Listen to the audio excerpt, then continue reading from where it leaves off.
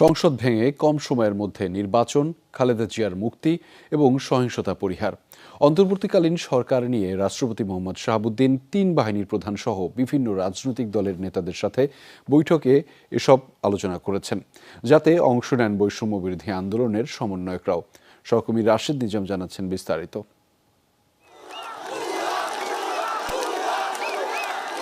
অশান্ত রাজপথ, অস্থির রাজনীতি।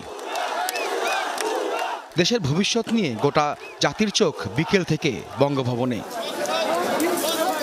সন্ধ্যা ৭টার পর থেকে রাষ্ট্রপতি মোহাম্মদ শাহাবুদ্দিন চুপ্পুর সঙ্গে বৈঠক শুরু হয় রাজনৈতিক নেতাদের। ছিলেন সেনাবাহিনী প্রধান জেনারেল ওয়াকারুজ্জামান, নৌবাহিনী প্রধান অ্যাডমিরাল এম নাজমুল হাসান, বিমান বাহিনীর প্রধান air chief marshal Hasan Mahmud খান।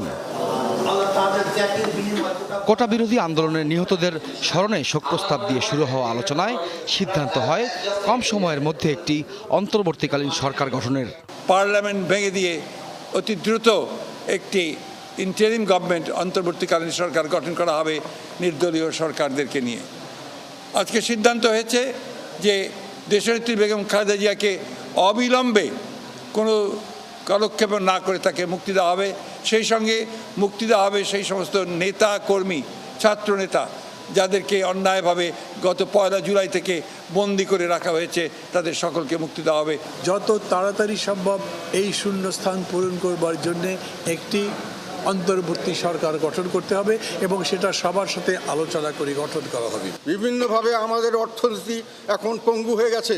আমাদের এখন মানুষের কাছে যদি আমরা ধার করতে যাই, সেটাও ধার অনেকে দিবে না। আমাদের রেটিং, যে রিস্ক অ্যানালাইসিসে আমাদের রেটিং এখন অনেক খারাপ। স্বৈরাচারী সরকারের বিদায়ের মধ্য দিয়ে যেন একটা সত্যি সত্যি মুক্তিযুদ্ধের সাম্য, মানবিক মর্যাদা, সামাজিক ন্যায় বিচার প্রতিষ্ঠার যে অঙ্গীকার ছিল, সেই পথে বাংলাদেশ যেন হাঁটতে পারে, তার জন্য আমরা প্রয়োজনীয় গোটা রাষ্ট্র সরকারের একটা জবাবদিহিতামূলক একটা গণতান্ত্রিক ব্যবস্থা আমরা কায়েম করতে চাই। বৈঠকে অংশ নেওয়া সবার বক্তব্যই উঠে আসে হামলা ও নাশকতা বন্ধ করে একটি স্থিতিশীল পরিস্থিতি তৈরির।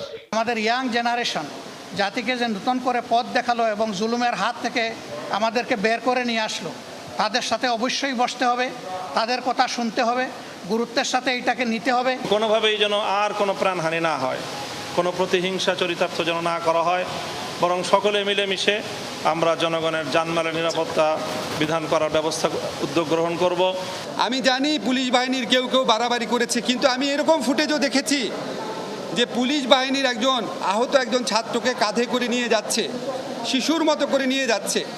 সাম্প্রদায়িক সম্প্রীতি রক্ষা সহ আন্দোলনে নেতৃত্ব দেওয়া বাকি সমন্বয়কদের সঙ্গে আলোচনার পরে করণীয় ঠিক করা হবে বলেও জানান নেতারা। এই মুহূর্ত থেকে আপনারা যার যার জায়গায় রাস্তায় থাকেন, ফুল নিয়ে কথা বলেন, ফুল দেন, মিষ্টি বিতরণ করেন, কিন্তু রাষ্ট্রীয় কোনো সম্পদের 1 ইঞ্চি ক্ষতি কেউ করবেন না। এই রাষ্ট্রকে আজকে সংস্কার করে একটা গণতান্ত্রিক রাজনৈতিক বন্দোবস্তের ভিত্তিতে পরিচালনা করার জন্য আমরা বাংলাদেশের মানুষের আকাঙ্ক্ষা, ছাত্র সমাজের আকাঙ্ক্ষা, সেই আকাঙ্ক্ষাকে ধারণ করে আগামী দিনে তা পরিচালনার জন্য আমরা অঙ্গীকার করছি। বিশ্ববিদ্যালয় আজকে সমস্ত শিক্ষা প্রতিষ্ঠান বন্ধ রয়েছে, অনতিবিলম্বে এই শিক্ষা প্রতিষ্ঠান খুলে দিতে হবে। রাজনৈতিক অচলাবস্থা নিরসনে রাষ্ট্রপতির সাথে আজ বঙ্গভবনে বৈঠক করেছেন বিভিন্ন রাজনৈতিক দলের নেতৃবৃন্দ। সবাই নিজেদের মতো করে মতামত দিয়েছেন। তবে বেশিরভাগ জায়গায় একমত যারা হয়েছেন যে দেশকে উন্নত করতে সবাই সংঘাত এবং হানাহানি পরিহার করতে। রাশেদ নিজাম, যমুনা নিউজ, ঢাকা।